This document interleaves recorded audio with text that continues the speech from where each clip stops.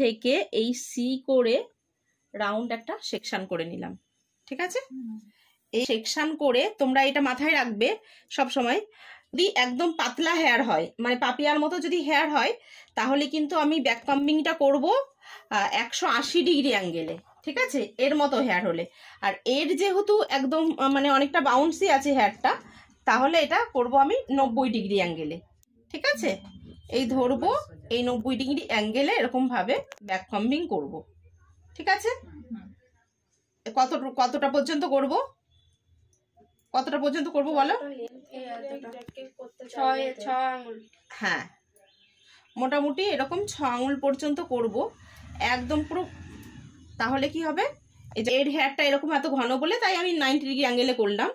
যদি পাপিয়ার মতো পাতলা হেয়ার হতো তাহলে আমি 180 ডিগ্রি অ্যাঙ্গেলে করতাম। এরকম যখন ব্যাক কাম্বিংটা করতাম, করার পরে যখন ছাড়তাম দেখো কতটা উঁচু।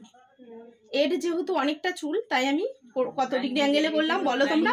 90 ডিগ্রি। হ্যাঁ, 90 ডিগ্রি অ্যাঙ্গেলে করব, ঠিক আছে? পাতলা চুল হলে 180। হ্যাঁ হ্যাঁ, দিয়ে যত বেশি আমি নামিয়ে দেবো ততটা এরকম ভাবে উঁচু হবে, ঠিক আছে? এবার হার্ড স্প্রে দিয়ে দিলে একদম এরকম ভাবেই থেকে যাবে।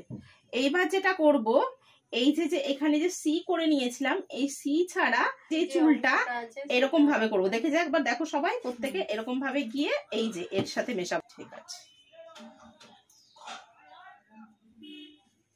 এরকম ভাবে ব্যাক কাম্বিং করব।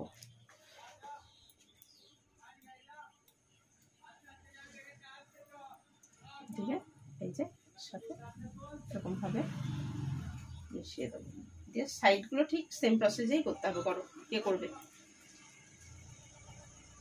বন্ধ করে দাও। কেন ভয় লাগবে?